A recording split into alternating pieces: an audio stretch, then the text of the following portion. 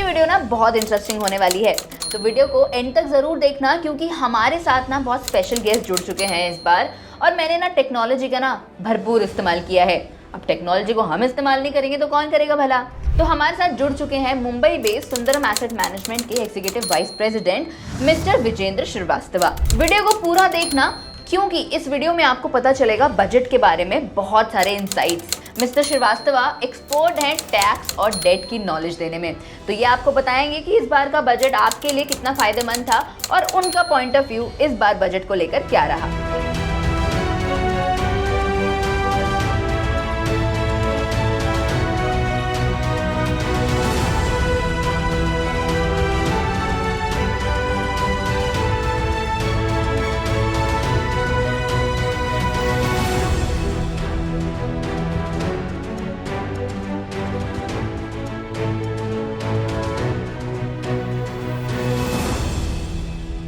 Welcome sir. तो मेरा hello. पहला सवाल जो आपसे है वो ये है कि आपके अकॉर्डिंग बजट कैसा था। अगर आपके पर्सनल लेवल पे आप बजट को लेकर क्या इनसाइट्स आपके लिए हमारे ऑडियंस के लिए रहेंगे। लोगों को क्या था, बजट से बहुत ज्यादा उम्मीद बंधी हुई थी क्योंकि हमने अभी अभी हमारे देश में इलेक्शन होके चुके हैं और लोगों को उम्मीद थी कि इलेक्शन के रिजल्ट के बाद कोई चेंज आएगा। बट अगर आप उसको इस नज़रिए से देखते हैं कि ये कंटिन्यूटी वाला बजट था। हम्म। आप अगर देखते हैं तो इसमें थोड़ा सा मिक्स आपका इलेक्शन का था और राइट। बाकी वही इंटरिम बजट जो इन्होंने इनको कि इनकी इस सरकार की जो थिंकिंग है, जो हम्म। इनकी सोच है वो बदली नहीं है। अगर आप हम्म। देखोगे तो इनकी हम्म। सोच कैसी है कि देश का जो वित्तीय ढांचा है वो तगड़ा करना है हम्म। और उसमें चाहे आपको थोड़े से सख्त कदम भी उठाने पड़े, उठाएंगे। हम्म।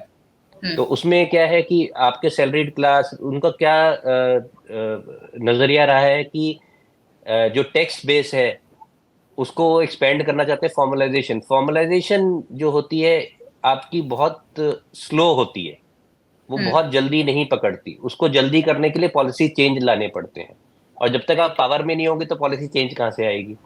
तो ये राइट। एक नजरिया है और इसलिए मैं इसको बहुत ज्यादा इसको तवज्जो नहीं दे रहा इस बजट को। जैसे हम्म। पब्लिक इसको बहुत ज्यादा उस पर एक्सपेक्टेशन बांध के रख रही थी, उस तरीके से मेरे को इससे वैसे भी कोई बहुत ज्यादा उम्मीद इसलिए भी नहीं थी क्योंकि हम लोग ये नंबर देखते हैं और जब हम्म। हम ये नंबर देखते हैं तो हमें पता है कि बाजार बाजार में कोई भी एक सरकार जिसके जिसके ऊपर बोझ है इस चीज का कि वो देश को सही चलाना है, उसके हम्म। पास बहुत ज्यादा फ्रीडम नहीं है।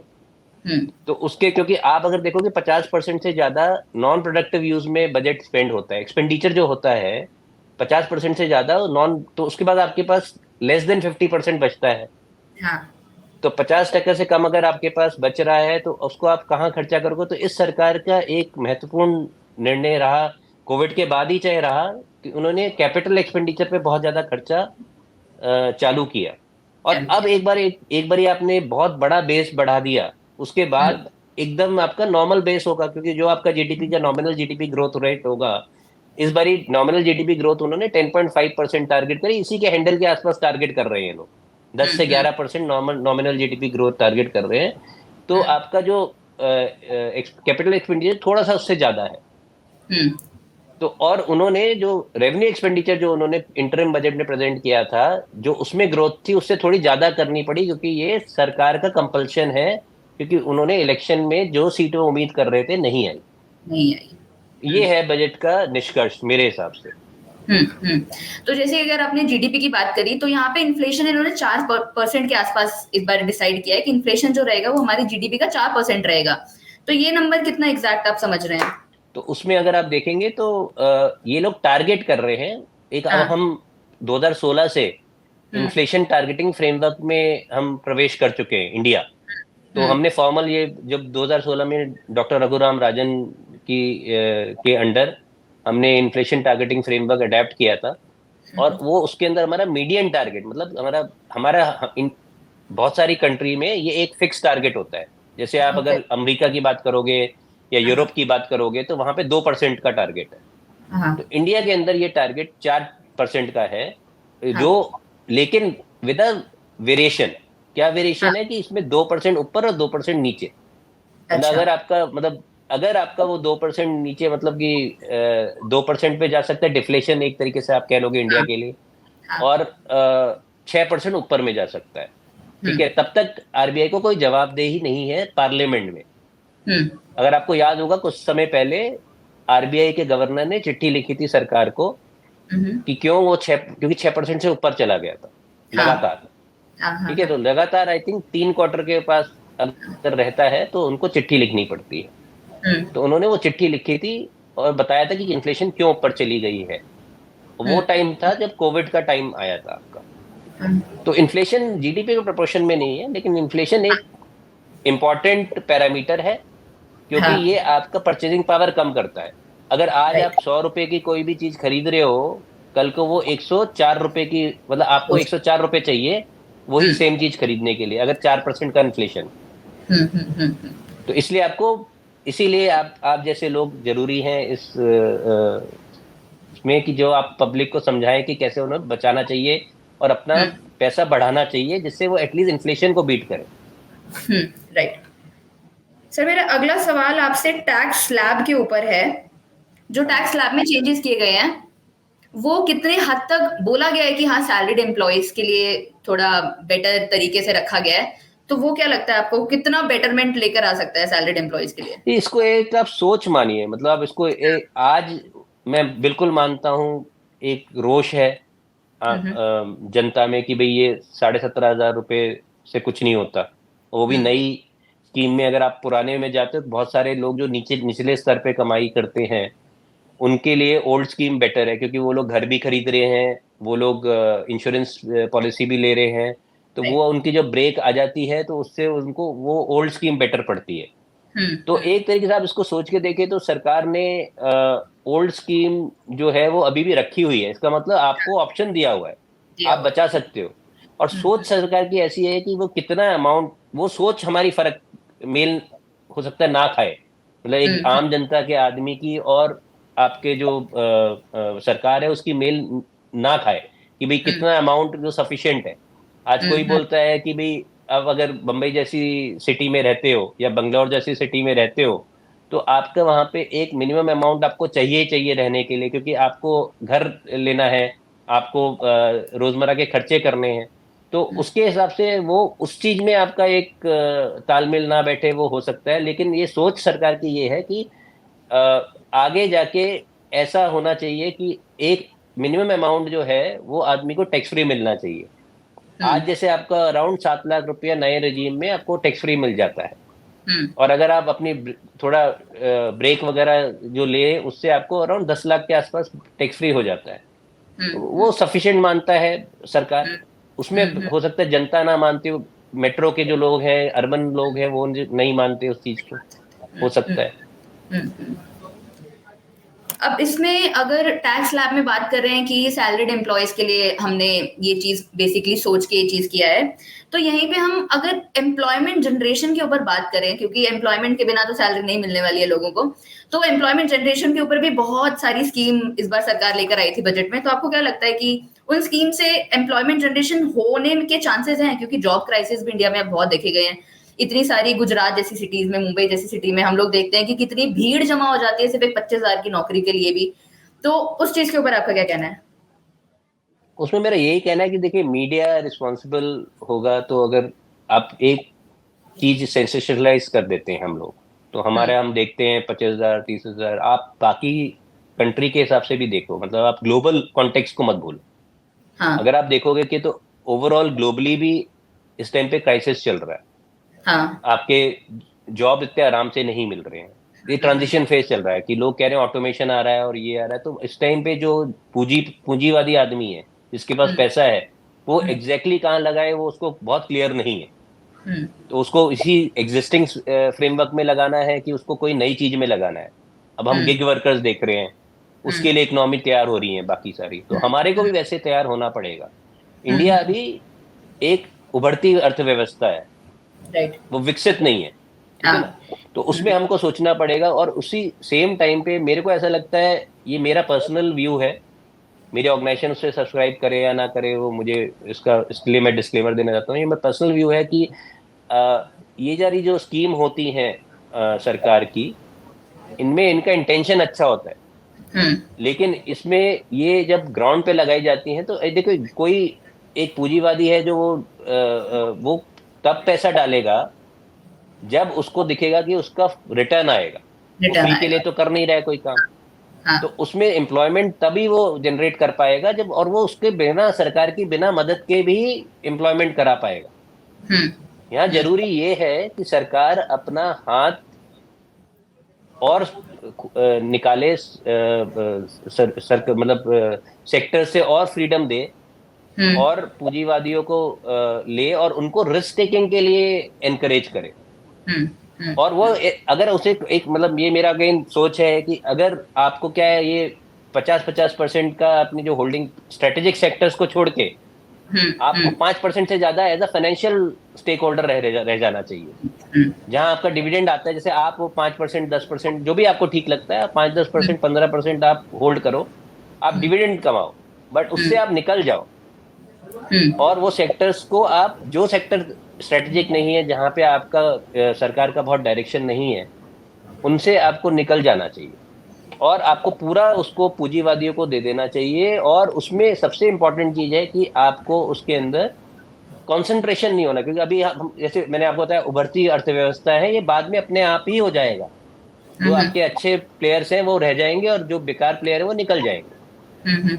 हम्म। तो ऑटोमेटिकली बस उनको गवर्नेंस पे ज्यादा ध्यान देना चाहिए कि भाई गवर्नेंस, उसके जो रूल्स एंड रेगुलेशंस हैं वो प्रॉपर होने चाहिए, कि हम्म। आपका कंज्यूमर शॉर्ट चेंज नहीं होना चाहिए, और कंपटीशन को एनकरेज करना चाहिए। ये हाँ। क्योंकि एक उभरती अर्थव्यवस्था के लिए बहुत जरूरी है।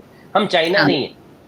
हमें बहुत जरूरी चीज है कि हम चाइना को कॉपी करने की कोशिश करते हैं कि वो उनके बड़ी बड़ी स्टेट कंपनियां, क्योंकि उनका क्या स्टेट डायरेक्टेड एजेंडा है, राइट। और वो एक तरीके से एक हाथी को भी चला लेते हैं।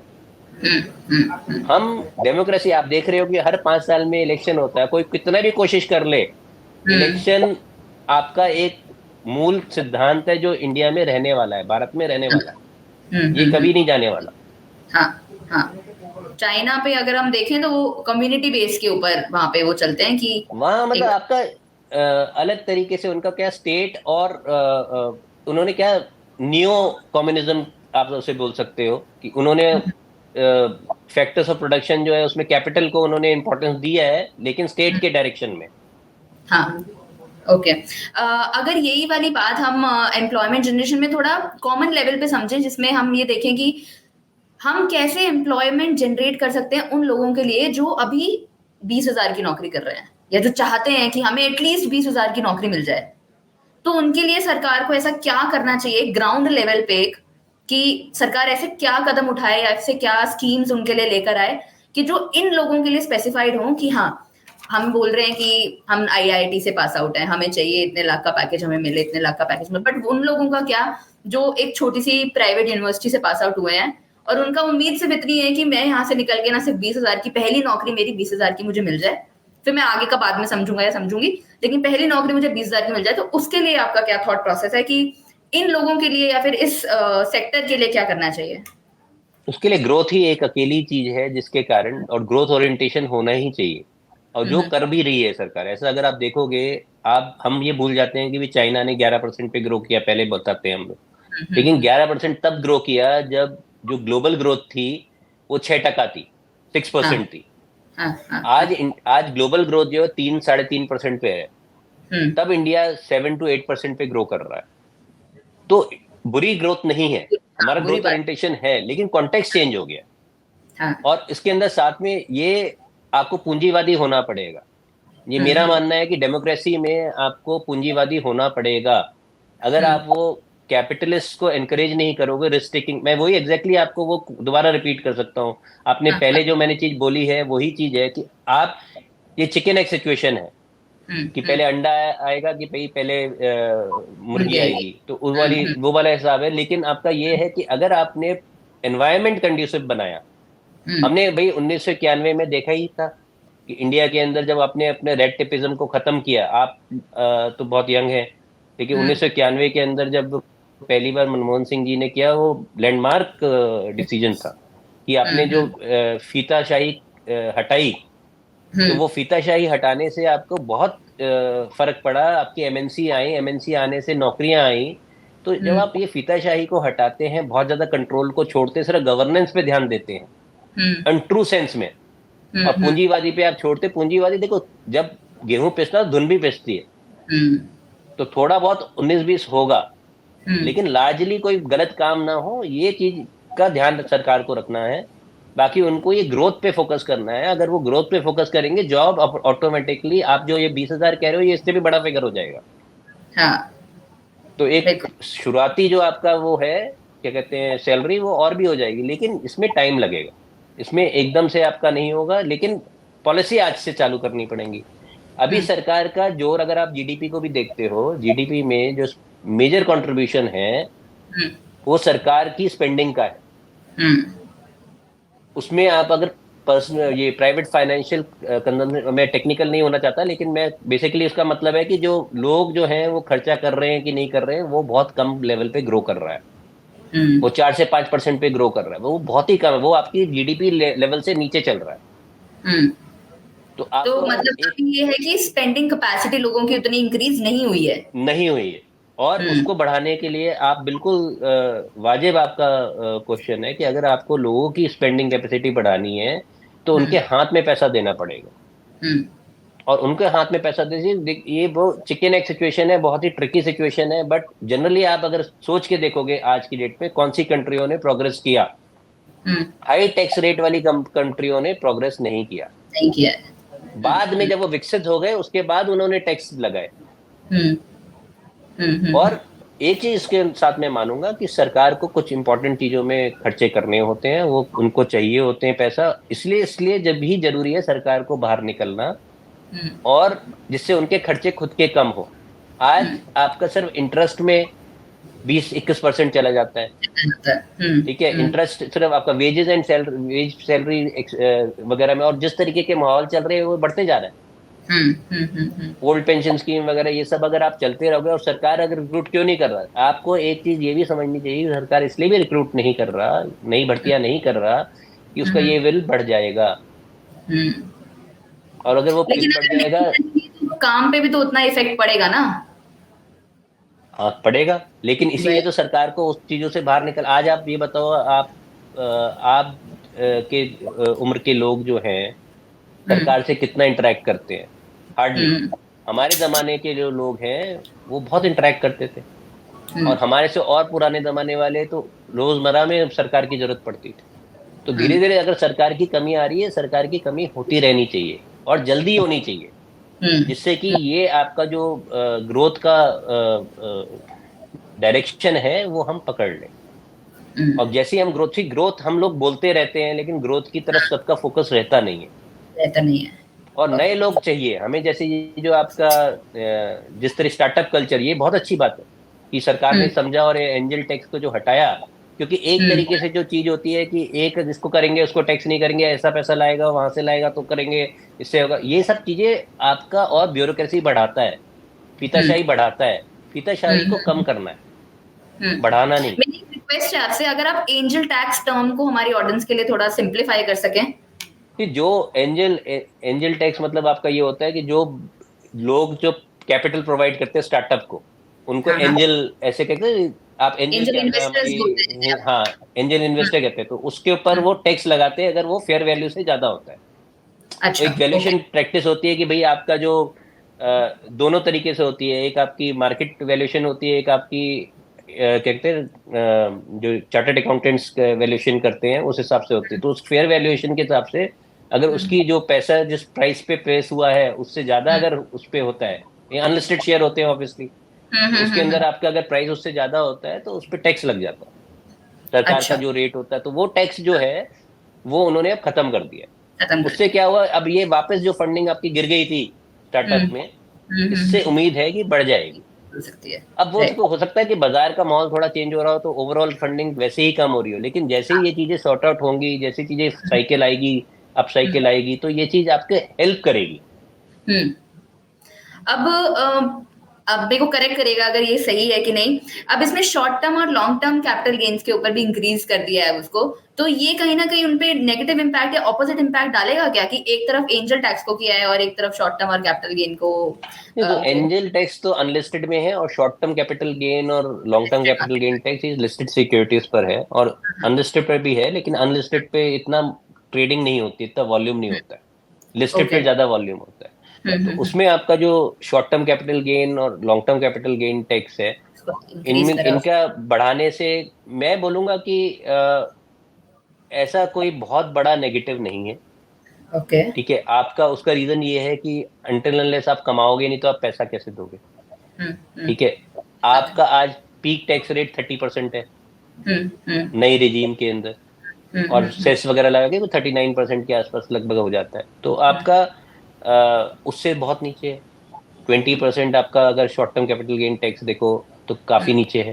ठीक है, और अगर फंडामेंटली बाजार मजबूत है तो ये चीज नेगेटिव नहीं है, इसमें कोई ना कोई चीज। तो सी सरकार को भी पैसा कमाना है, जहां से पैसा बन रहा है वहीं से पैसा कमाने की सोचेंगे। ये तरीका जो मैं तो ये पर्सनली सोचता हूँ कि ये तरीका ज्यादा अच्छा है। इनडायरेक्ट टैक्स और ट्रांजेक्शन टैक्स इसे कहते हैं, कि अगर आप कोई ट्रांजेक्शन कर रहे हो, उसमें आप कुछ कर रहे हो, तो आपका वो बेटर तरीका है आपका पैसा कमाने का, बजाय आप इनकम को डिस्क्लोज करवा के उसके पीछे पड़ो, ब्यूरोक्रेसी में आगे पीछे पड़ो, उसमें अपना टाइम खराब करो। इतना इंडिया के पास मैन पावर भी नहीं है काम करने का। पॉपुलेशन के हिसाब से उतना रिसोर्सेज नहीं उतना है। नहीं है, बिल्कुल, और ना ही कर भी नहीं सकते। अगर आप देखोगे तो आज वर्किंग एज में एकदम से सडनली इंडिया की वर्किंग एज पॉपुलेशन बहुत बढ़ रही है, और वर्किंग एज पॉपुलेशन जैसे उसकी बढ़ती रहेगी वैसे से और हर साल 1-2 करोड़ लोग वर्किंग पॉपुलेशन में आते जा रहे हैं। और अभी तो ये सब चीजें थोड़ी सी मतलब डाइवर्ज कर रहा हूँ मैं आपके क्वेश्चन से, लेकिन द पॉइंट इज कि फर्टिलिटी रेट इंडिया में भी गिर रही है। इवेंचुअली आपका क्या है कि ये जो बैलेंस है ये खराब हो गई, कि जो वर्किंग एज पॉपुलेशन है वो थोड़ी ज्यादा रही, मतलब कम हो जाएगी, और नॉन वर्किंग पे बट बहुत टाइम बाद होगा, 30 साल बाद होगा, 25 साल बाद होगा, उस टाइम पे होगा, लेकिन ये चीजों पे ध्यान रखना है। राइट। मेरा अगला सवाल आपसे कस्टम ड्यूटीज के ऊपर है। अब गोल्ड और सिल्वर, इन सारी प्लैटिनम जैसी बाकी इंपॉर्टेंट रिसोर्सेज मिनरल्स जो होते हैं उनके ऊपर कस्टम ड्यूटी को कम कर दिया है, तो इससे क्या इंडियन रुपी पे कोई इम्पैक्ट पड़ेगा?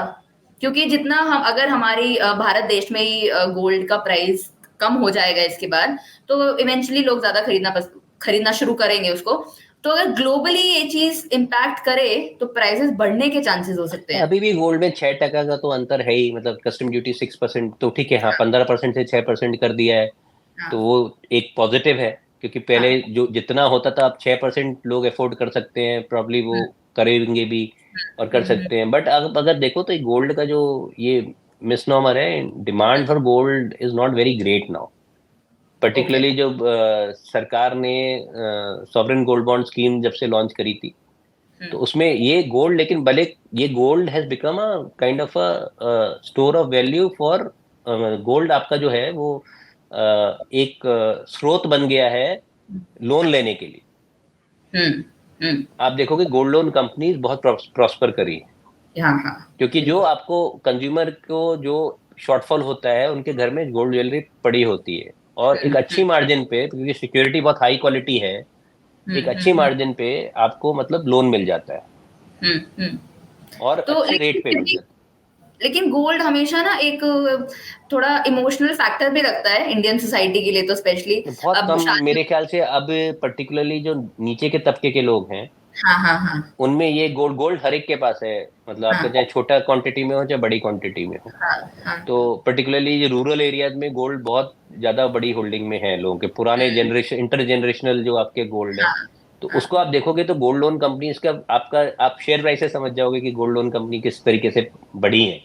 तो उसके हिसाब से मैं शेयर प्राइस पे मेरा कोई व्यू नहीं है, लेकिन मैं बताना चाह रहा हूँ कि उसके बढ़ने के कारण, मतलब पोस्ट फैक्टो मैं आपको बताना चाह रहा हूँ कि वो चीज इसलिए ही हुई है कि लोगों का धंधा बढ़ा है उधर पे। और हमने देखा है कि अभी नई जनरेशन जो हमको दिख रहा है वो आर्टिफिशियल ज्वेलरी वगैरह पे ज्यादा फोकस कर रही है, राइट, और गोल्ड पे इतना ज्यादा फोकस नहीं कर रही, तो उसमें इन्वेस्टमेंट को वो ज्यादा मान रहे हैं। और इस टाइम पे जो आपका गोल्ड का उछाल आया है वो ग्लोबली जो सेंट्रल बैंकर्स हैं उन्होंने गोल्ड जाके बहुत क्वांटिटी में खरीदा है, हाँ। क्योंकि हाँ। डॉलर थोड़ा सा चैलेंज हुआ है। मतलब मैं अभी ये नहीं बोलूंगा कि डॉलर रिजर्व करेंसी नहीं रहेगा, ये चीज हम्म। बोलना अभी मुश्किल है, क्योंकि हम्म। ट्रांजैक्शन अभी भी कोई भी डॉलर को अभी तक रिप्लेस नहीं कर रहा है। Transaction, not sovereign holding. एक तो होता है हम्म। कि आप अपने कंट्री के रिजर्व्स में होल्ड करते हो, तो हाँ। कंट्री के रिजर्व्स में 10 साल में करीबन 63-64% से ले अभी गिर के 58% के लगभग हो गया, 58-56-58% हो गया, जो दिखाता है कि डॉलर को लोग अपनी सॉवरेन होल्डिंग में होल्ड नहीं करना चाहते उतना जितना पहले करना ओके। चाहते थे। अच्छा। ठीक है, क्योंकि बड़े रिजर्व्स तो बड़े ही हैं। ठीक है, हम्म। तो आपका उसका मतलब गोल्ड उसको रिप्लेस करा है, गोल्ड ने रिप्लेस किया है और अदर करेंसीज ने, बास्केट ऑफ करेंसीज ने रिप्लेस किया है। हम्म। लेकिन ट्रांजैक्शन में मीन जब आप रोजमर्रा दिन प्रतिदिन का जो ट्रांजैक्शन करते हो उसमें currency number one is dollar at 88%। हाँ। हाँ। हाँ। तो अभी तो भी इस कोई गोल्ड डॉलर वाली चीज डॉलर इंडियन रुपी पे ज्यादा इम्पैक्ट नहीं दिखेगा? मेरे को नहीं लगता। अच्छा। ओके। मुझे लगता ओके। है उसका रीजन और है। हम्म। आपका जब सी करेंसी इसका जो डेप्रिसिएशन होता है या एप्रिसिएशन होता है, यानी कि जो उनकी बढ़त होती है या घटत होती है, वो हम्म। उनकी रियल रिटर्न पे होती है hmm. Over a period of time. आप हम्म। इनफ्लो आउटफ्लो भी मैटर करते हैं, बट ज्यादा उसका जो फंडामेंटल होता है वो रियल रिटर्न पे होता है। रियल रिटर्न आपका जो है वो जो इन्फ्लेशन पे डिपेंड करता है। तो किस हम्म। कंट्री में कैसा इन्फ्लेशन है, तो अगर हमारा इन्फ्लेशन का गैप और उनका इन्फ्लेशन का गैप अगर ज्यादा बढ़ जाता है, हमारा ज्यादा ज्यादा है और उनका कम है, तो हमारी डिप्रिशिएट होगी। राइट। तो वो होता ही है। आपने देखा है इंडिया के अंदर Indian currency has been depreciating by average 2 to 3% year. Right. Okay.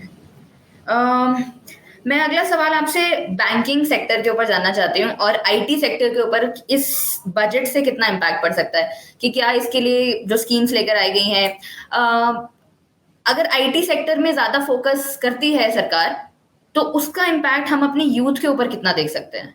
क्या इसका इम्पैक्ट हमें कॉलेजेस पे देखना पड़ेगा, या प्लेसमेंट कंपनीज कितनी कॉलेजेस में आएंगी जो आईटी कॉलेजेस होते मेरे हैं को एक उनके बार ये ऊपर? क्लियर कीजिए, मतलब आईटी से आपका क्या मतलब है, क्योंकि कोई स्पेसिफिक स्कीम तो लेकर नहीं आई सरकार आईटी के हाँ, लिए। स्पेसिफिक नहीं, हम्म। पर जैसा सरकार का मेन फोकस ये था कि हमें यूथ को ज्यादा स्किल करना है, विमेन एम्पावरमेंट पे ज्यादा कर रहे हैं, यूथ को ज्यादा स्किल कर रहे हैं, तो उस अभी भी सेक्टर में। अगर देखें तो सरकार का थोड़ा सा रवैया जो है, देखिए हमारा जो है सर्विसेज एक्सपोर्ट बहुत बड़ा है।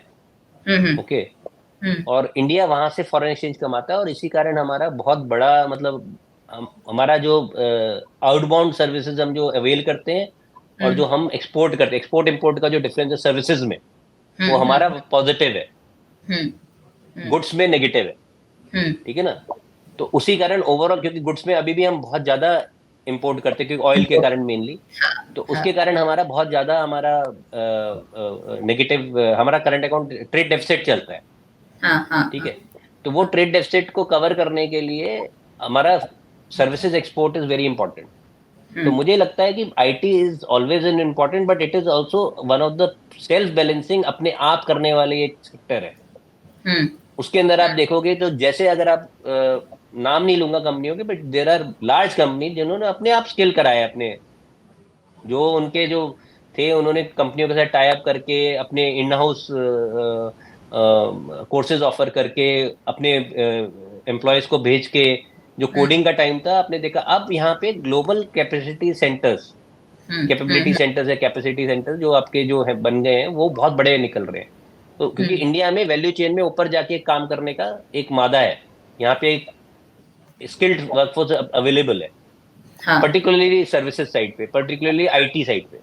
हाँ। ठीक है हाँ। ना, तो उसमें मुझे लगता है अभी भी अच्छा स्कोप है और हो रहा है, और ये लोग हम्म। खुद ही एड्रेस कर लेंगे अपने उसके लिए, ये मेरा मानना है। लेकिन अच्छा। सरकार का जो फोकस चल रहा है वो मैन्युफैक्चरिंग में चल रहा है। हाँ। अभी भी जो उन्होंने स्कीम देखी है, तो उन्होंने हम्म। जो आईटीआई के साथ 1000 आईटीआई को अपग्रेड करके स्किल प्रोवाइड कराएंगे। हम्म। हम्म। और इंडिया काफी कम है इंडस्ट्री साइड से। और अगर आप हम्म। देखो पिछले कुछ सालों में, जहां जब से ये सरकार ने ये चालू किया है, इनका फोकस बना हुआ है मैन्युफैक्चरिंग इंप्रूव हो रहा है इंडिया का, चाहे वो तो उसमें डिफेंस में यूथ हो। का इन्वॉल्वमेंट वो ज्यादा रखने के ऊपर ज्यादा फोकस कर रहे हैं। क्योंकि वहीं से हमको ज्यादा नीचे के तबके की नौकरियां आएंगी। हाँ। हाँ। आपने जैसे चाइना से कुछ चीजें चाइना से सीखने लायक हैं, क्योंकि उनके जो माइग्रेशन हुआ आपका रूरल एरिया से अर्बन एरिया में, वो सिर्फ इसलिए हुआ कि भाई उनकी फैक्ट्रियां आई वहां पे। हम्म। उसमें हमको लो स्किल्ड और सेमी स्किल्ड लेबर चाहिए था, बस। और यही टाइप की नौकरी ज्यादा चाहिए, जल्दी तैयार होके जल्दी कमाएंगे। नहीं तो अगर वो बूढ़े हो जाएंगे, तो वो अगर हाँ आपका 30 साल या 35 साल का काम करने का टेनर है, उसमें से अगर आपने 5 या 6 साल आपने काम ही नहीं किया, तो आपका हाँ, उतना टाइम अनप्रोडक्टिव हो गया। प्रोडक्टिव हो गया। Right, right. और इसमें आप रेलवे सेक्टर के ऊपर अगर आपका कोई पॉइंट है तो, क्योंकि हम हमारा कोशिश ये है कि हम कॉमन मैन को जितना ज्यादा, और इनफैक्ट बजट में भी यही चीज दिखाया था कि हमें कॉमन मैन के ऊपर ज्यादा फोकस करना है, कॉमन लोगों के ऊपर, ग्राउंडेड लोगों के ऊपर ज्यादा फोकस करना है। तो इसमें रेलवेज, डिफेंस, रोड ट्रांसपोर्ट, ये वाले सेक्टर्स के ऊपर अगर, आई डोंट नो कि कितना फोकस किया है उन्होंने और कितना उनको करना नहीं, चाहिए था। उन्होंने कोई चेंज नहीं किया है पहले से। उनका जो कैपेक्स, अब पहले अलग से रेल बजट आता था, अगर आपको याद है, उसका इंपॉर्टेंस ही अलग हाँ था। हाँ मिनिस्टर तो आप देखते थे कि पॉलिटिक्स में भी आपका ये होता था कि जो पार्टी होती थी वो रेल मिनिस्ट्री चाहते थे। जो हाँ कोलिशन गवर्नमेंट चलती थी उनमें रेल मिनिस्ट्री का एक वो रहता था, क्योंकि उसमें बजट अलग होता था, पैसा हाँ बहुत होता था। हाँ तो हाँ हाँ। आज वैसा नहीं है, आज मर्ज कर दिया है। तो मर्ज हम्म। करने से एक तो उसकी इम्पोर्टेंस ओवरऑल थोड़ी सी कम हुई है, हो बिकॉज गई ऑफ है, द हो गई। Merging. But at the same time ऐसा नहीं है कि उसके अंदर एक्सपेंडिचर जो होता है वो आपका लगा हुआ है, वो कैपेक्स में आता है। हम्म। तो वो आपकी एक मैंने देखा है बनी हुई है मोमेंटम। हम्म और उसकी भी सेम प्रॉब्लम्स हैं जो आपकी एक आम सरकार की प्रॉब्लम है, कि अगर वो नए लोग हायर करता है, उनको उनको पैसा देना पड़ेगा, उनकी वेज का पेंशन होगी, चाहे वो डिफाइंड पेंशन नहीं है मतलब आपकी, लेकिन द पॉइंट इज कि वो पेंशन तो है, ठीक है ना, हाँ रहेगी वो पेंशन। उसका वो उनको जो एक फॉर्मल वर्कफोर्स में जो आदमी आता है, उसका ईपीएफ कंट्रीब्यूशन तो सरकार को देना पड़ता है, जीपीएफ जिसे बोलते हैं उनके। जी जी जी। हाँ ठीक है, तो वो आपका वो ये सब चीजें जो होती है, उसके कारण मुझे लगता है कि वहां पे भी स्कोप है, लेकिन एक्सपोनेंशियल नहीं है। वो प्राइवेट सेक्टर में ही है। मतलब अगर आप देखोगे तो मतलब आगे अगर फ्यूचर की बात करेंगे, फ्यूचर में employment has to happen from the, मतलब आपका प्राइवेट सेक्टर के थ्रू ही आना है। और उसमें जो मजबूत जगहें दिख रही हैं, वो hmm infrastructure sector, construction link company. तो आप देखोगे सरकार ने जो मतलब सेक्टर मैं बोलना चाहूंगा आपका, तो वो आपका infrastructure sector is one sector, क्योंकि सरकार हमारी बहुत इंफ्रास्ट्रक्चर रिक्वायरमेंट है इंडिया हम्म की।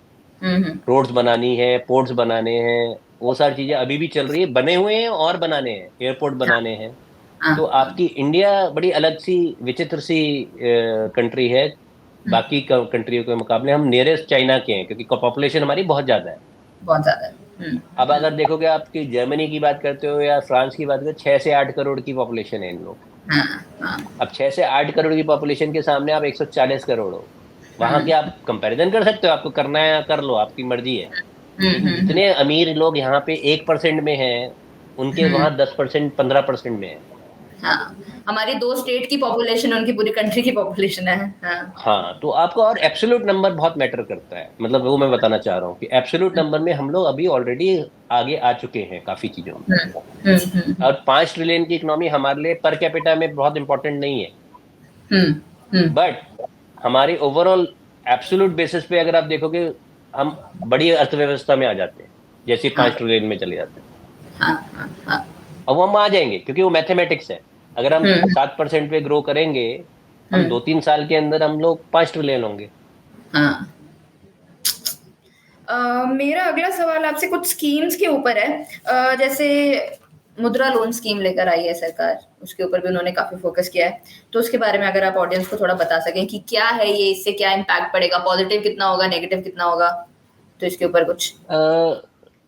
तो मेरे इस पे बहुत मतलब व्यक्तिगत, मैं जो पढ़ा है हम्म अखबारों में, क्योंकि मैं ये काम करता नहीं हूँ, मेरे को इसके हम्म बारे में, लेकिन जो पढ़ा है उसके हिसाब से मुद्रा स्कीम आपके छोटे लोन होते हैं, जो आपके बैंक आपके देते हैं, बैंक पार्टनर्स होते हैं। और जगह से जहाँ जो जो इस स्कीम को सरकार की करना चाहते हैं कर सकते हैं, वितरण कर सकते हैं उसमें।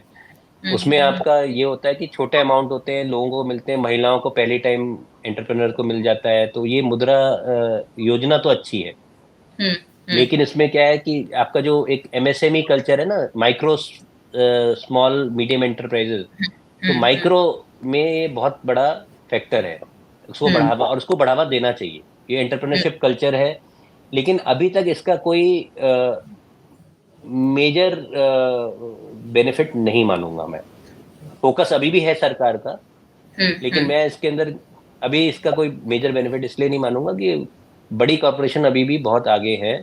और आपको अगर इससे जर्मनी से अगर देखेंगे तो इस टाइप की जर्मनी में कल्चर है कि छोटी, अच्छा, मतलब बाहर के जो देश हैं वो भी ऐसी स्कीम्स अपने स्कीम सिटीजन्स नहीं, को दे। मतलब उनमें वो छोटी स्कीम, मतलब छोटी माइक्रो मीडियम एंटरप्राइजेस पे फोकस बहुत ज्यादा था, एम्प्लॉयमेंट जनरेशन वहीं से हुआ।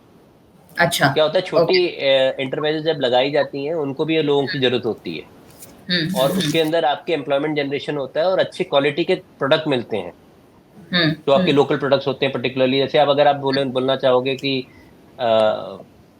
मुद्रा से एग्जैक्टली लिंक नहीं है, बट अगर आप जैसे देखना चाहोगे, जैसे आपकी मिर्जापुर में कालीन बनती हैं सपोज भदोही के रीजन में, या आपका आपके इसमें मुरादाबाद के अंदर ब्रास का आइटम बनते हैं, तो ये इस तरीके से आपकी जो अब मधुबनी पेंटिंग हो गई, तो इस तरीके के आपके जो होता है कल्चर भी आपका फैलता है, और प्लस वो डूबता भी नहीं है, आपकी बनी मेड इन रहती है, इंडिया उसकी को भी डिमांड, ज्यादा यूज कर सकते हो और इसमें। डिमांड भी है। ऐसा नहीं है कि डिमांड नहीं है, इन चीजों की डिमांड भी, एक लिमिटेड डिमांड है, लेकिन है डिमांड इसकी, तो उससे एम्प्लॉयमेंट भी आपका जनरेशन हो पाता है, लोकल लेवल पे ज्यादा लोगों को एम्प्लॉयमेंट लोकल दे लेवल पे सकते हो पाता है। इसको एनकरेज करना चाहिए, इसलिए तो क्लस्टर्स होने चाहिए, क्लस्टर्स हैं। होने चाहिए, और इसका जो जिम्मा होना चाहिए वो मेरे ख्याल से एडमिनिस्ट्रेशन पे भी होना चाहिए, नॉट ओनली बैंक्स, सिर्फ बैंक्स के लिए नहीं है होना चाहिए ये चीज। हाँ, हाँ, ये चीज आपके डिस्ट्रिक्ट कलेक्टर वगैरह इस तरीके से इन लोगों को भी एनकरेज करनी चाहिए ये चीजें। करना चाहिए। इससे एम्प्लॉयमेंट बढ़ेगा, जो आप पूछ रहे हो ना कि 20,000 की नौकरी जो है,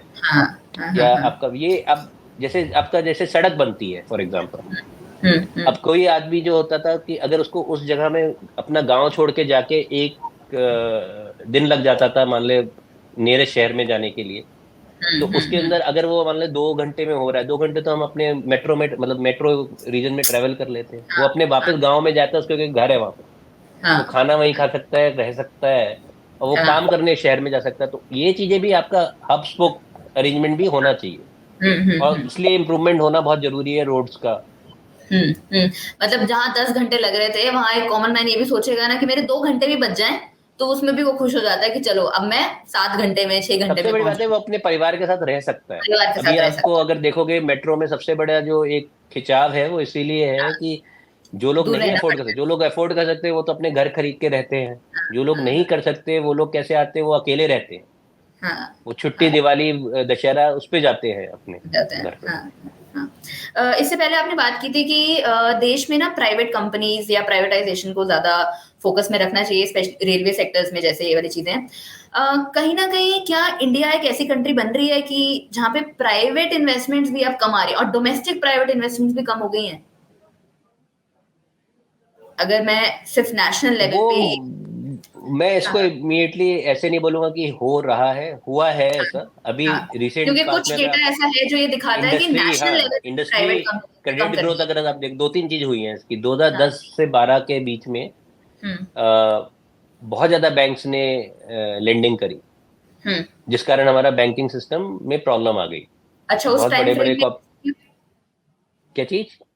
2010-12 में ही क्यों, मतलब उस टाइम फ्रेम में ऐसा नहीं क्यों? नहीं, उस टाइम पे आपके पॉलिसीज ऐसी आई थी कि भाई आपका एकदम दोबारा इलेक्ट हुआ था, आपका सेकंड यूपीए 2 आया था, और उस टाइम पे एक इंडस्ट्री में वेव आया कि भाई अब और चलेगा, स्टेबिलिटी आ गई पॉलिटिकल। ठीक है, क्या देखो सर, 2008 की रिसेशन के जो बाद का कुछ? एक प्राइवेट एंटरप्राइज ऑपरेटर है उसके लिए हम्म, स्टेबिलिटी बहुत जरूरी है, हम्म, चाहे वो रेट्स की हो, चाहे वो बैंक हम्म, के रेट की हो, हम्म, चाहे उसके लिए वो डिमांड की हो। हम्म, और डिमांड आपकी जब तक ठीक नहीं रहेगी तब तक उसका बिजनेस कैसे चलेगा? ठीक है, राइट। तो उसके टाइम पे वो आपका जो एकदम उछाल आया, उन्होंने बहुत लोन ले लिए अपनी, उस टाइम के अच्छे समय के हिसाब से उन्होंने सोच के वो लोन उठाए, और वो लोन सब खराब हो गए क्योंकि वो लोग नहीं कर पाए। कुछ हम्म, मेलाफाइड इंटेंशन था, कुछ अब हमें पता चला मतलब बाद में, लेकिन कुछ जेन्युइन था जहाँ पे लोग फंस गए। ठीक है, अच्छा। अब उस ऐसे चीजों में मेरा ये मानना है कि भाई आपको प्राइवेट पार्टी अपना जब माहौल देखेगा उसके हिसाब से काम करेगा। वो हाँ सब चीज देखेगा, वो ग्लोबल भी देखेगा और लोकल भी देखेगा, सिर्फ लोकल से अकेले नहीं काम करेगा। हाँ अब हाँ जिन हाँ। चीजों में अच्छा है, आप देखो जैसे इंफ्रास्ट्रक्चर स्पेंडिंग कर रहा है सरकार। हम्म हम्म। आप देखो सीमेंट कंपनीज में लोगों का इन्वेस्टमेंट आ रहा है। हाँ। ठीक है, छोटी छोटी हम्म सीमेंट कंपनी को लोग उठा रहे हैं, हम्म कंसोलिडेट कर रहे हैं अपनी सीमेंट प्रोडक्शन की पोजीशंस। ठीक है, हम्म क्यों? क्योंकि ये स्टील इंडस्ट्री को देखो, थोड़ा हम्म। सरकार ने भी सपोर्ट किया कि भाई एंटी डंपिंग ड्यूटी वगैरह वो सब डाला, तो अच्छा। लोकल प्रोडक्शन अच्छा हो रहा है। ठीक है, हम्म। तो अब अगर आप देखोगे इंफ्रास्ट्रक्चर में ऐसा हो रहा है। अभी हम्म उन्होंने दूसरा जो पिछले साल मतलब पिछले सत्र से इन्होंने जो सरकार ने डाला, उन्होंने कंस्ट्रक्शन पे भी डाला। आपने देखा कंस्ट्रक्शन एम्प्लॉय, पहले ये लोग अगेंस्ट थे बिल्डर्स के, अच्छा। हाँ हाँ सरकार मतलब हाँ अगेन हाँ। Very difficult to, I will not say against, what I mean hmm. To say is कि मतलब आप देखोगे तो थोड़े सपोर्ट नहीं था। स्ट्रिक्ट रूल्स, हाँ। हाँ, सपोर्ट नहीं था, वो आप देखो तो सपोर्ट आने से कंस्ट्रक्शन इज अ सेक्टर जहाँ पे एम्प्लॉयमेंट जनरेशन होता है। लोग हम्म लो स्किल्ड लेबर चाहिए होता है, हम्म फिर मटेरियल उसका डिमांड एक एक कैस्केडिंग इम्पैक्ट है। अब ये जो हम्म उन्होंने अर्बन पुअर के लिए और मिडिल क्लास के लिए जो हाउसिंग डाला है, इसका बहुत पॉजिटिव हम्म। इम्पैक्ट होगा। ये कंटिन्यूशन है, यही तो मैं आपको समझाने की कोशिश कर रहा हूँ, ये कंटिन्यूशन बजट है। पीएम आवास अमाउंट योजना अगर को ज्यादा ज्यादा। और ये सक्सेसफुल है, ये योजना आपकी सक्सेसफुल योजना है। इनमें हम्म लोगों खुश है, लोगों को जो घर मिले हैं वो खुश हम्म। है। फिर अच्छा। दूसरी एक और चीज है कि ये सरकार ने डिलीवरी भी करी है, ऐसा नहीं है कि डिलीवरी नहीं हुई है। अब अगर आप एक नोट करोगे तो पिछले टाइम में इनका एलोकेशन जो था वो अ, ऊर्जा के लिए कम हो गया था, मतलब जो फ्री, ये जो उज्ज्वला योजना के लिए वो कुछ हम्म। 300 400 मतलब 800 900 यूनिट। करोड़ ही था, वो इन्होंने हम्म। 1500 करोड़ कर दिया, डबल कर दिया। तो इसका हम्म। मतलब ये लोग अब इस बार देने वाले हैं सरकार। तो आपको लगता है ये स्कीम्स जो हैं ये लॉन्ग टर्म में रहने वाली देखो हैं? मेरा ये मानना है मानसी, कि इंडिया अभी अमीर देश नहीं है, हाँ तो अपने गरीबों का ध्यान रखना पड़ेगा। हाँ। ठीक है, और ये बहुत गरीबों का अच्छी ध्यान लाइन है, रख इंडिया अमीर देश नहीं है हाँ, इसलिए अपने गरीबों का ध्यान रखना पड़ेगा, सही बात है। तो गरीबों का ध्यान रखना जरूरी है, इसलिए टैक्स लेना भी जरूरी है, लेकिन हाँ। टैक्स का तरीका सोचना पड़ेगा। मुझे भी, हम्म मेरे पास भी कोई इंस्टेंट आंसर नहीं है कि मैं बोलूँ हम्म कि ये ऐसे ही होगा। देखो जो दुबई में होता है या सिंगापुर में होता है वो जरूरी नहीं है इंडिया में हो जाए। India is a different country. और राइट। ये हम लोगों ने देखा हुआ है कि हमने पास में देखा है कि बड़ी बड़ी एमएनसी आई यहाँ पे, ट्राई किया जो उन्होंने पहले किया था, वो हाँ। सक्सेसफुल नहीं हुई। नहीं हुई। तो मेरा ये मानना है कि ये चीज बहुत इम्पोर्टेंट है, हम्म और इसके ऊपर सरकार को सोच अच्छी तरीके से लगानी पड़ेगी, उनके ब्यूरोक्रेट्स हैं उनको भी दिमाग लगाना पड़ेगा, हम्म और लोगों के हाथ में पैसा ज्यादा छोड़ना पड़ेगा। अगर आप लोगों हम्म के हाथ में ज्यादा पैसा छोड़ोगे तो हम्म खर्चा करेंगे तो वो इंडस्ट्री वो वाली चलेंगी जिसमें जो इंडस्ट्री के अंदर डिमांड साइड से आएगा। अब मोबाइल हम्म क्यों बिकते हैं? क्योंकि मोबाइल आप लोग खरीदते हो। हम्म हम्म। ठीक है, सरकार ने तो मोबाइल चीज के मैन्युफैक्चरिंग पार्ट्स के ऊपर भी अब कस्टम ड्यूटी को कम कर दिया है, शायद कम इसी कर चीज दिया, को और। क्योंकि अब उन्होंने भी देखा कि हो रहा है, ये हमारे लोगों ने ऑब्जेक्शन भी किया कि भाई हम ही प्रोड्यूस कर रहे हैं और हम ही को नहीं मिल रहा, हाँ हाँ बहुत हाँ डिफरेंस है। तो हाँ। हैविंग सेड दैट, मेरा ये मानना है कि ये it's a chicken egg situation. सरकार हम्म को धीरे धीरे अपना जो वर्चस्व है हम्म इंडस्ट्री के अंदर कम करना पड़ेगा, और गवर्नेंस पे ज्यादा थोड़ा ध्यान होल्ड देना जो है पड़ेगा। वो लूज छोड़ना पड़ेगा हाथ। छोड़ना ही हम्म पड़ेगा, क्योंकि आप जिस एक फ्री एंटरप्राइज जो होती है उसका मतलब ही ये होता है, उसका मतलब यही होता है कि गवर्नेंस आप करो। मतलब ये नहीं कह रहा कि भाई खुला कंज्यूमर मर जाए, कंज्यूमर को मरना हम्म। नहीं चाहिए। कंज्यूमर आपको, ये आपको एक लेटेंट रिजेंटमेंट रहता है जो आपने देखा हम्म भी, हम्म कि जब पॉलिटिकली सी हमको 5 साल में या हर स्टेट के लिए और भी फ्रिक्वेंटली वोटिंग होती है। ठीक है, हम्म हम्म डेमोक्रेसीज में यही होता है हम्म कि डेमोक्रेसी में रिजेंटमेंट का तरीका इलेक्शन है। हम्म। तो वहां पे अगर कोई आदमी, कोई सत्ता आपका आम आदमी के बारे में नहीं सोच रहा, तो उसको जवाब मिलेगा वहां। हम्म हम्म। अब जैसे कि आपने टैक्स की बात की थी कि टैक्स के बारे में सोचना पड़ेगा सरकार को कि कैसे उनको टैक्स के ऊपर अपना पॉइंट रखना है, नहीं क्या आपको लगता है कि ये एक रीजन है इंडिया जैसे देश में कि जो स्पेशली जो यूथ है वो प्रेफर कर रहा है दूसरे देश में जाना? क्या इंडिया में टैक्स बहुत ज्यादा है कंपैरेटिवली, तो जहां नहीं, वो मुझे देखते हैं लगता कि नहीं कि टैक्स के कारण है, बिकॉज जहाँ जा रहे हैं अगर आप देखोगे पर्टिकुलरली हम्म वहाँ टैक्स रेट ज्यादा ही है। ठीक है, हम्म, पीक टैक्स रेट इंडिया जैसे ही है। ठीक है, अच्छा, तो हाँ, मुझे वो नहीं लग रहा, मुझे लग रहा है एम्प्लॉयमेंट अपॉर्चुनिटीज कम है अभी यहाँ पे उस टाइप की स्किल जॉब हम्म अगर देखे तो। इंडियन जो होता है वो चीज जो सीखता है वो हम्म उसको वहां पे बेटर से, एक तो अभी भी डॉलर रुपी के बीच में जो डिफरेंस है वो है। ठीक है, हम्म, एब्सोल्यूट नंबर में हमारा क्वालिटी ऑफ लाइफ में मैं कहता हूँ हो सकता है कि क्वालिटी ऑफ लाइफ यहाँ बेटर हो in terms of but Dubai एक गेटिंग। ऐसी जगह है जहाँ पे लोग ज्यादा प्रेफर करते हैं जाना बिजनेस को शुरू करने के लिए, रहने के लिए, क्योंकि मेरे ख्याल से वहाँ पे टैक्स रेट कंपैरेटिवली इंडिया से काफी कम है। बहुत कम है, और इसीलिए क्योंकि ये टेस्टेड जगह है ये। हाँ हाँ इन्हें टैक्स हेवेंस बोला जाता है। ठीक है ना, हाँ, ये एग्जैक्टली। टेस्टेड जगह है जहाँ पे आपका फीताशाही बहुत कम है। अगर आप हम्म जेन्युइनली अपना बिजनेस चालू करना चाहते हो, आपको करना है, आपको बहुत जल्दी अप्रूवल्स मिलते हैं। हम्म, दूसरा जो इंडिया के अंदर जो मेन इशू है वो, आई थिंक सरकार के पास भी आंसर है, क्योंकि हमारा हर चीज पार्लियामेंट के थ्रू होती है। हाँ तो हम्म, लैंड एंड लेबर रिफॉर्म बहुत जरूरी है। हाँ, कि राइट, फायरिंग जो होती है, या आपको मतलब आप किसी को नौकरी से हटाना है आपको, वो एक हम्म जरूरत भी होती है, हम्म, पूंजीवादी की जरूरत भी होती है।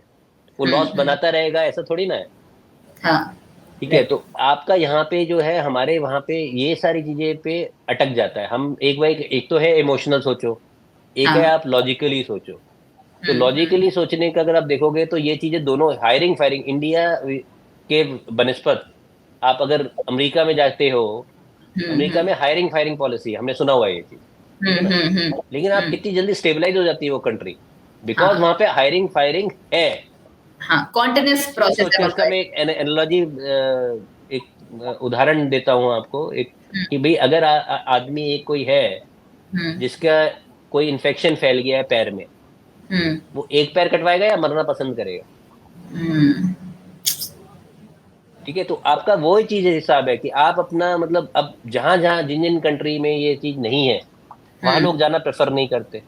हाँ और इसीलिए जो पुराने, अब देखो हमें नए पूंजीवादी भी तो चाहिए। हाँ, हमें चाहिए कि अगर आपको नए पूंजीवादी चाहिए, आपको नए लोग चाहिए करने वाले, जो पुराने हैं वो तो कर पा रहे क्योंकि उनको बिजनेस करना आता है यहाँ पे। आता है, राइट, लेकिन जो नए हैं वो इसलिए नहीं कर पा रहे क्योंकि उनको भाई, अगर मैं नया हूं, मेरे पास भाई जेब में इतना पैसा नहीं है। हम्म तो अगर 10 लोग हायर करे सपोज, और कल हम्म, के दिन मेरा बिजनेस खराब होता है, मैं 10 हाँ, नहीं रख सकता, मैं भी 5 रख सकता हूँ। तो 5 को तो हम्म, मुझे जाने देना पड़ेगा ना। देना पड़ेगा, हाँ। और उसके स्पेशली लिए ये रूल्स चीज, रेगुलेशन बहुत ज्यादा है। हाँ, और इंडिया इसमें अब ज्यादा मेरे ख्याल से ना लेबर पे फोकस ना करके ना मशीनरी के ऊपर भी ज्यादा फोकस कर रही है कि अगर मुझे 10 लोगों की जरूरत है तो 5 को मैं निकाल के मैं एक मशीन रख लूं जो मेरा उन 5 का काम कर दे, मुझे ये तो ज्यादा इवेंचुअली प्रोडक्टिव। होगा मानसी, इसमें अगर हम कितना भी चाहे कि और ये कहीं ना चाहे कहीं कि ये होना भी चाहिए हमने, शायद। इसका एग्जांपल अगेन एक है, बहुत ही हाँ पुराना और बहुत ही प्रसिद्ध एग्जांपल है कि भाई कोडेक वाले ने सोचा डिजिटल कैमरा जो है वो आएगा हाँ नहीं, हाँ, आ गया, उसका तो हम्म पूरा बिजनेस बंद हो गया। ठीक है हम्म ना, तो ऐसे चीजें तो वो जो आना है वो आएगा। हम्म मैं हम्म अडेप्ट करूंगा कि नहीं करूंगा वो मेरे पर है। हम्म तो वो लेकिन तो आना इंडिया है। के अब लिए अगर इम्पोर्टेंट एआई भी है अगर आज बोल adapt रहे हैं, करना। मशीन लर्निंग बोल रहे हैं, उसका कैसे हाँ तरीके से आएगा हमें नहीं मालूम, लेकिन आएगा हाँ, वो। आएगा, हाँ, राइट राइट। एआई के ऊपर मैं आपका एक पॉइंट ऑफ व्यू जानना चाहती हूँ कि आपको क्या लगता है कि भारत देश में या फिर स्पेशली इंडियंस के ऊपर एक मेंटालिटी बन गई है अब कि एआई जॉब्स ले रहा है, एआई हमें रिप्लेस कर देगा, तो इसके ऊपर एक अगर कोई पॉइंट ऑफ व्यू आपका कि मेरा हाँ बस ये एआई। मानना है कि मेरा अपना पर्सनल हाँ, ये मानना है हम्म कि एआई और आदमी दोनों हम्म, एक साथ सरवाइव करेगा। करेंगे, definitely human intervention is needed. Hmm और आर्टिफिशियल इंटेलिजेंस इसलिए जरूरी है हम्म, क्योंकि आपका प्रोडक्टिविटी बढ़ रही है, नहीं तो आप अपना जीडीपी कैसे बढ़ाओगे? हाँ, टेक्नोलॉजी के कारण ही तो आपकी टेक्नोलॉजी, जीडीपी बेटर होती है। हम्म तो आपका लेबर कैपिटल तो आपका फिक्स्ड हो जाता है। हम्म हम्म, उसके बाद आपकी राइट, टेक्नोलॉजिकल इनोवेशन जो है वो आपका टोटल फैक्टर प्रोडक्टिविटी बढ़ाती है। हम्म तो टेक्निकली इतना नहीं जाऊंगा, लेकिन कहने का मतलब ये है कि अगर आपको उसका, ये चीज आपकी थोड़ा over a period of time होती है, क्योंकि चेंजेस स्लो होते हैं इस तरफ पे। हाँ, तो आपका कोई भी चीज अगर चेंज हो रहा है वो टाइम लगता है उसको पूरा आने में। सपोज फैक्ट्री में ऑटोमेशन हो रहे हैं, हाँ। तो अगर आपका 1990 के दशक में चालू हुआ वो 2000 तक होते रहे, तो 10 हम्म। साल लगेगा आपका वो प्रोडक्टिविटी बढ़ने में हाँ। इंडस्ट्री की। लेकिन जब बढ़ जाएगी हाँ। तो वो हायर लेवल ऑफ प्रोडक्टिविटी पे ऑपरेट करेगा। हाँ। तो मुझे राइट। लगता है ये ह्यूमन और मशीन दोनों हम्म। साथ में रहे हैं, रहेंगे। हम्म। चाहे जब वो घोड़ा हटाकर मोटर कार आई थी, राइट। हम्म। ठीक है, हम्म। चाहे वो टाइपराइटर हटा के कंप्यूटर आया, वो हम्म। कंप्यूटर हटा के चाहे वो आगे आके मोबाइल आया, तो हम्म। आपकी devices are becoming smaller, hmm. But at the same time your computation power is increasing. Right. Right. और एक टाइम आएगा जब सब खत्म होगा, लेकिन जब तक है तब तक वो चीज जब तक हो सकती है एक्सपेंड करेगी, because that is how human mind है। ह्यूमन माइंड वैसा ही है। हाँ। हाँ। हाँ। राइट। आखिरी सवाल वापस बजट के ऊपर है मेरा, कि आपका पर्सनल, मैं एक्सपेक्टेशंस जानना चाहती हूँ कि आप क्या एक्सपेक्ट कर रहे थे बजट से और क्या हुआ, और क्या कॉमन मैन को अब इस सिचुएशन से, मतलब परसों के बाद से, अब उसको क्या डरना चाहिए, या दे कैन स्टे काम, और कि हाँ अब तुम अपना काम करते रहो, कोई बात नहीं, इससे ज्यादा फर्क नहीं पड़ा है, तुम्हारी लाइफ पे ज्यादा फर्क नहीं पड़ेगा। देखिए, हर एक मेरा एक्सपेक्टेशन तो ये था कि मैंने आपको बताया शुरू में, मेरा ज्यादा उम्मीद था नहीं, क्योंकि मैं तो नंबर देखता हूँ। जो हाँ। नंबर देखते हैं, अब जैसे कोई भी आप चीज करो तो आप बहुत, मतलब मुझे लगता है कि भगवान भी मैथमेटिशियन है। हाँ। हाँ। तो क्योंकि आप हर चीज नंबर से अगर देखोगे उसका एक आंसर टाइप मिल जाता है। आंसर टाइप मतलब एग्जैक्ट हाँ। आंसर ना भी हो, आंसर टाइप हाँ। मिल जाता है। तो हाँ। यहाँ हाँ। कंस्ट्रेंट था। यहाँ पे अगर आप एक रिस्पॉन्सिबल गवर्नमेंट चलाना चाहते हो, आप दूसरे पे नहीं छोड़ना चाहते कुछ भी, तो हम्म। आप बहुत ज्यादा खर्चा नहीं कर सकते। हम्म। तो हम्म। इसलिए मेरे को एक उम्मीद यही थी कि ये ज्यादा कुछ नहीं देंगे, लेकिन कुछ हम्म। ज्यादा नहीं देंगे, और वही हुआ, क्योंकि इनका पॉलिटिकल डिबेकल हुआ था। हम्म। तो politically they lost seats which they should not have lost. Right. Okay, अब हाँ। उसमें उन्होंने देखो, यूथ का रिजेंटमेंट हाई है। हम्म। हम्म।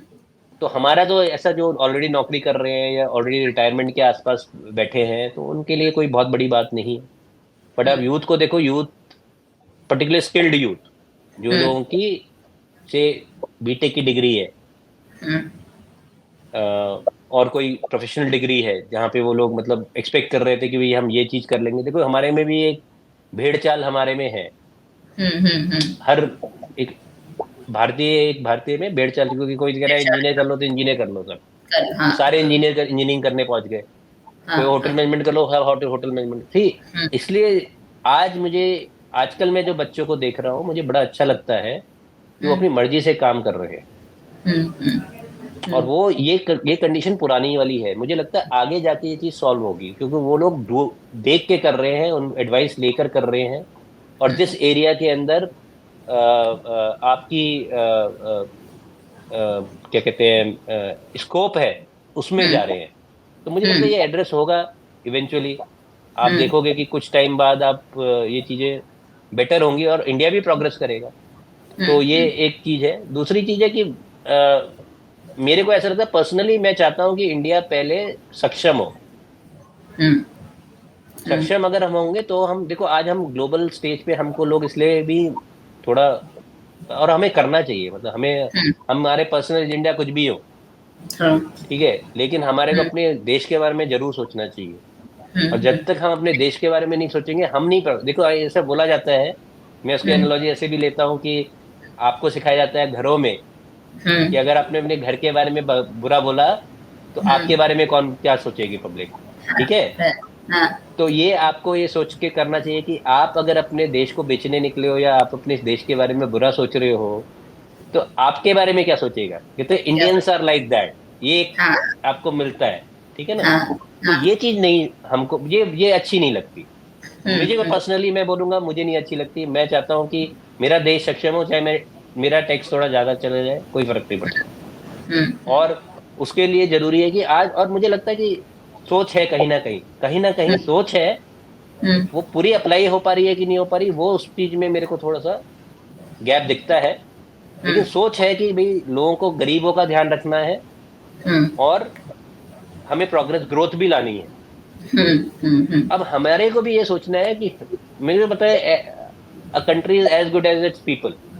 राइट। ओके, आज की डेट में अगर हम लोग अपने आप को मतलब एक उंगली हम निकालते हैं तो 4 उंगली हमारी तरफ है। हाँ हम सरकार की तरफ उंगली निकाल सकते हैं, पर वो हाँ 4 उंगली हमारी तरफ भी है। भाई हम भी तो बहुत सारे ऐसे काम कर रहे हैं जो गलत है हाँ, सही बात है। जनता के हिसाब से।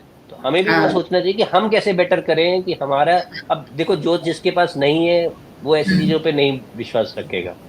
हम्म। वो उस पे सोचेगा कि मुझे सरकार से मिलना चाहिए।